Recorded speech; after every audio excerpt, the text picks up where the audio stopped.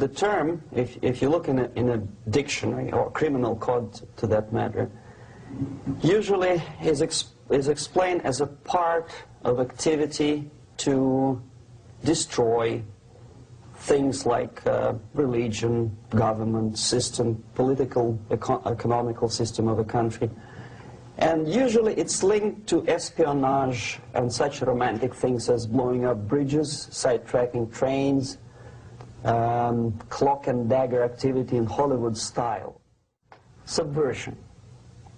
And unlike a dictionary of English, Oxford Dictionary, subversion in Soviet terminology means always a destructive, aggressive activity aimed to destroy the country, nation, or geographical area of your enemy.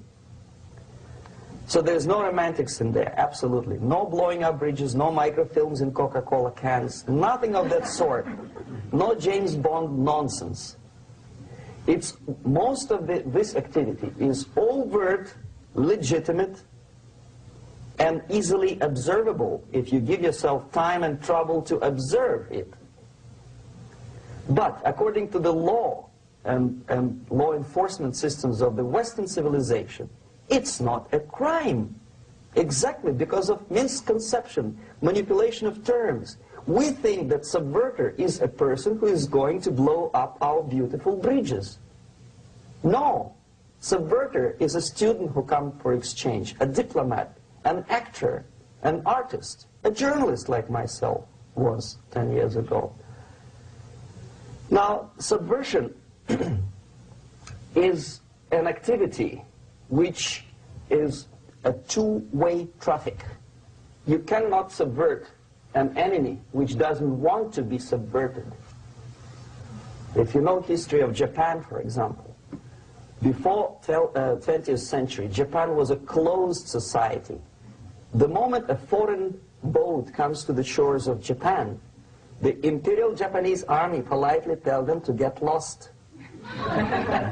And if American salesman comes to the shore of Japan, let's say 60 or 70 years from now back, and says, oh, I have a very beautiful vacuum cleaner for you, with the good financing, he says, please leave us, we don't need your vacuum cleaner. If they don't leave, they shoot them to preserve their culture, ideology, traditions, values intact. You were not able to subvert Japan. You cannot subvert Soviet Union because the borders are closed. The media is censored by the government. The population is controlled by the KGB and internal police. With all the beautiful glossy pictures of Time magazine and Magazine America, which is published by the American embassy in Moscow, you cannot subvert Soviet citizens because the magazine never reaches Soviet citizens. It's collected from the newsstands and thrown to garbage can. Subversion can be only successful when the initiator, the actor, the agent of subversion has a responsive target.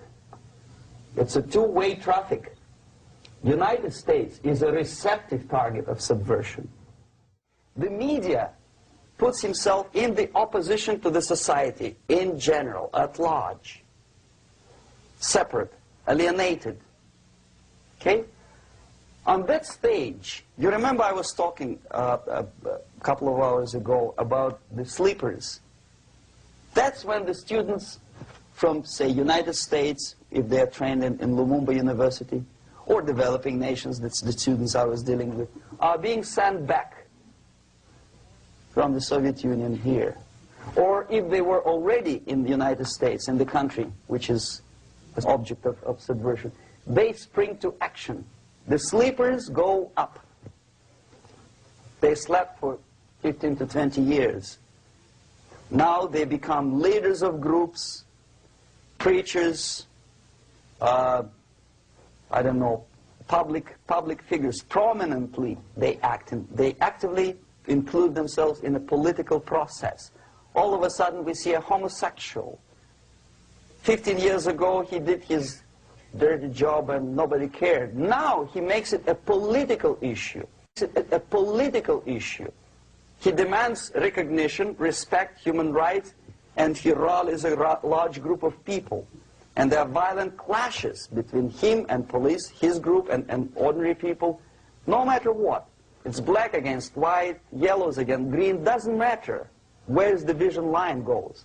As long as this group come into antagonistic clash, sometimes militantly, sometimes with firearms, that is destabilization process.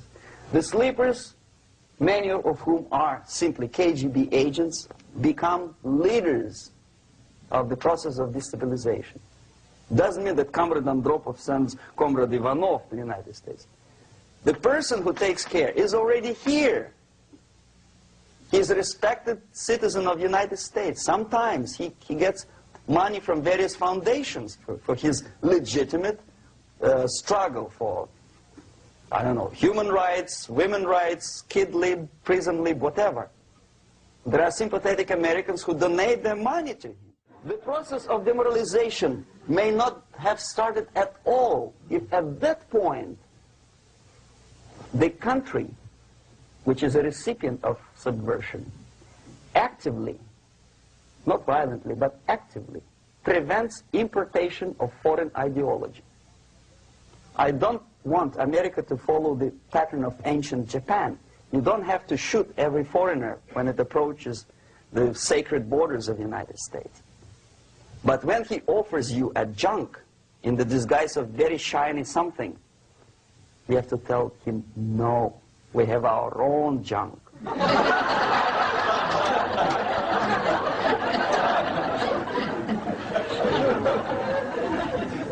If at that point the society is strong, brave, and conscientious enough to stop importation of ideas which are foreign, then the whole chain of events could be prevented. So, the process of demoralization could be stopped right here, both as an expert and as an import. And that takes one step, one very important thing to do. You don't have to expel all the KGB agents from Washington, D.C. The most difficult and at the same time the simplest answer to the subversion is to start it here and even before, by bringing back the society to religion, something that you cannot touch and eat and put on yourself, but something that rules society and makes it move and preserve it.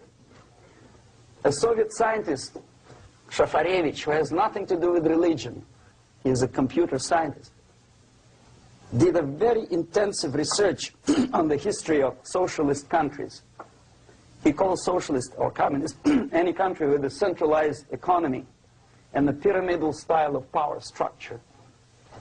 And he discovered, actually he didn't discover it, he just brought to attention of his readers, that civilizations like Mohenjo-Daro in the river Indus area, like Egypt, like Maya, Incas, like Babylonian culture, collapsed and disappeared from the surface of Earth. The moment they lost religion, as simple as that, they disintegrated. Nobody remembers about them anymore. Well, distantly. So, the ideas are moving society and keeping mankind as a society of human beings, intelligent, moral agents of God. The facts, the truth, the exact knowledge may not. All the sophisticated technology and computers will not prevent society from disintegrating and eventually dying out. Have you ever met a person who would sacrifice his life, freedom, for the truth like that? This is truth. I never met a person who said, this is truth and I'm ready to shoot me. To defend the truth. Right? But millions sacrifice their life, freedom, comfort, everything for things like God, like Jesus Christ, It's an honor. Some martyrs in the Soviet concentration camp died. And they died in peace, unlike those who shouted, "Long live Stalin," knowing perfectly well that he may not live long. Something which is not material moves society and helps it to survive. And the other way around, the moment we turn into 2 by 2 is 4 and make it a guiding principle of our life, our existence, we die. Even though this is true, and this we cannot prove. We only can feel and have faith in it. So the answer to ideological subversion, strangely enough, is very simple.